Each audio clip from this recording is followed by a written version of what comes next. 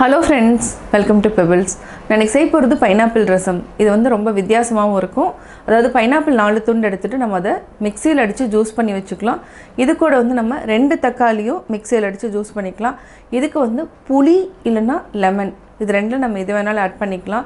கடைசியாக வந்து பொடியாக நறுக்கி வச்சு பைனாப்பிள் வந்து கட் பண்ணி போட்டுட்டு நம்ம செய்ய போகிறோம். ரசப்பொடியினோட லிங்க் வந்து நான் ஆல்ரெடி வந்து உங்களுக்கு டெஸ்கிரிப்ஷன் பாக்ஸில் கொடுத்துறேன். அது எப்படி செய்கிறதுன்னு பார்த்துக்கோங்க. வாங்க பைனாப்பிள் ரசம் எப்படி செய்யலான்னு பார்க்கலாம். தேவையான பொருட்கள்: பைனாப்பிள் 4 துண்டு எடுத்துக்கலாம். 2 துண்டு வந்து நம்ம கட் பண்ணி வச்சுக்கலாம். இதுக்கு 2 தக்காளி, இதை வந்து நம்ம மிக்சியில் அடித்து தனியாக வச்சுக்கலாம். பருப்பு தண்ணி, அதாவது 25 கிராம் துவரம் பருப்பில் நான் வேக வச்சு தண்ணி பருப்பு ரெண்டுமே எடுத்து வச்சுருக்கிறேன். இதுக்கு வந்து சின்ன நெல்லிக்காய் அளவுக்கு புளி எடுத்து ஊற வச்சுருக்கேன். ரசப்பொடி ஆல்ரெடி நான் லிங்க் கொடுத்துறேன், நீங்கள் அதையும் பார்த்துக்கோங்க.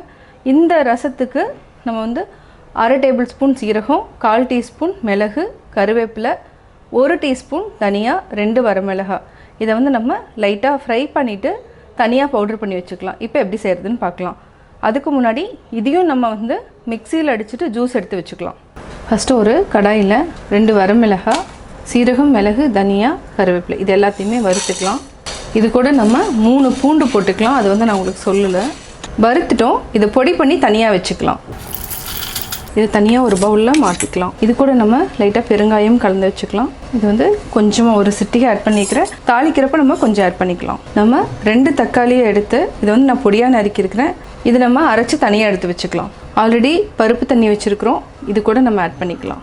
நல்லா மிக்ஸ் பண்ணி விடுங்க. இன்னும் கொஞ்சம் தண்ணி ஆட் பண்ணிக்கலாம். மிக்சியில் இருக்கிறத நம்ம வந்து நல்லா வாஷ் பண்ணிவிட்டு அப்படியே அதே தண்ணியவே ஊற்றிடலாம். இது கூடவே நம்ம புளியும் கரைச்சிட்டு இந்த தண்ணியும் நம்ம இதில் ஆட் பண்ணிக்கலாம். இப்போ இது நல்லா கரைச்சிட்டோம். இது எல்லாத்தையுமே நம்ம நல்லா கரைச்சிட்டு அதாவது மிக்ஸ் பண்ணிக்கலாம். இப்போ நம்ம லாஸ்ட்டாக வந்து பைனாப்பிள் ஜூஸ் எடுத்து தனியாக எடுத்து வச்சுக்கலாம். இதை கட் பண்ணிவிட்டு ஜூஸ் எடுத்து வச்சுக்கலாம். நம்ம பைனாப்பிள் கூட 4 பல் பூண்டு, அதாவது 2 பல் பூண்டு பெருசு சின்னது, இதையும் சேர்த்து அரைச்சிட்டு ஜூஸ் எடுத்து பருப்பு தண்ணி கூட ஆட் பண்ணிக்கலாம். இப்போ நம்ம பைனாப்பிள் அரைச்சிட்டோம். பைனாப்பிள் பூண்டு இதையும் நம்ம வடித்து தனியாக எடுத்து வச்சுக்கலாம். ஒரு கடாயில் 1 டேபிள் ஸ்பூன் அளவுக்கு எண்ணெய் விட்டுக்கலாம். எண்ணெய் நல்லா காயிட்டோம். காஞ்சதுக்கப்புறம் கடுகு, வரமிளகாய் 1 போட்டுக்கலாம். கொஞ்சமாக பெருங்காயம். பெருங்காயம் ஆப்ஷனல் தான். நம்ம ஆல்ரெடி அதுலேயே போட்டிருக்கிறோம், அதாவது ரசப்பொடியிலே போட்டிருக்கிறோம். பருப்பு தண்ணி, புளி தண்ணி, தக்காளி இது 3ஐயும் ஆட் பண்ணிக்கலாம். இது கூட ஆல்ரெடி அரைச்சி வச்சுருக்கிற பைனாப்பிள் ஜூஸ், பூண்டு இது 2ஐயுமே ஆட் பண்ணிக்கலாம். இதையும் ஆட் பண்ணிக்கலாம். அப்போ தான் வந்து அந்த ஸ்மெல் வந்து நல்லாயிருக்கும். இதை நல்லா மிக்ஸ் பண்ணி விடுங்க. தேவையான அளவு உப்பு, இதுக்கு ஆல்ரெடி அரைச்சி வச்சுருக்கிற ரசப்பொடி ஆட் பண்ணிக்கலாம். பெருங்காயம் வந்து நம்ம மேலே தான் போட்டுக்கணும். நல்லா மிக்ஸ் பண்ணிவிட்டு இது வந்து இந்த பைனாப்பிள் ரசம் வந்து என்னென்னா நல்லா வாசனையாக இருக்கும். இந்த மாதிரி ரசப்பொடி அரைச்சி தூவணும்னா நல்லா மிக்ஸ் பண்ணி விடுங்க.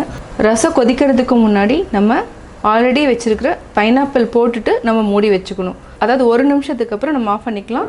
பைனாப்பிள் ரசம் ரெடி. இப்போது லைட்டாக கொதிக்க ஆரம்பிச்சிருக்கு. இப்போ ரெடி ஆகிடுச்சு. இப்போ பார்த்திங்கன்னா பபுள்ஸ் வர ஆரம்பிச்சிருச்சு. இந்த ஸ்டேஜில் பைனாப்பிள் போட்டுட்டு நம்ம மூடி வச்சிடலாம். கொத்தமல்லி தழையும் தூவிக்கலாம். பைனாப்பிள் போட்டுட்டோம், கொத்தமல்லி தழையும் தூவிட்டோம். இப்போ ஆஃப் பண்ணிவிட்டு மூடி வச்சுக்கலாம். ஃப்ளேவரோட பைனாப்பிள் ரசம் ரெடி. 10 மினிட்ஸ் ஆகிடுச்சு. இப்போ நம்ம வேறு பவுலில் மாற்றிக்கலாம்.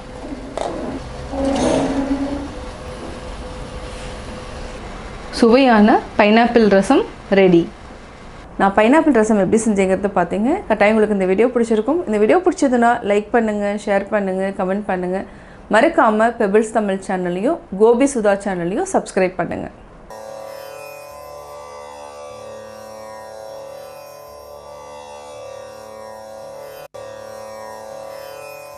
வான் நின்று உலகம் வழங்கி வருதலால் தான் அமிழ்தம் என்றுணரற் பாற்று. இந்த உலகம் மழை நீரால் தான் வாழ்ந்து வருகின்றது. எனவே மழை நீரை வாழும் உயிர்களுக்கு உயிர் தரும் அமுதம் என்று கூறலாம்.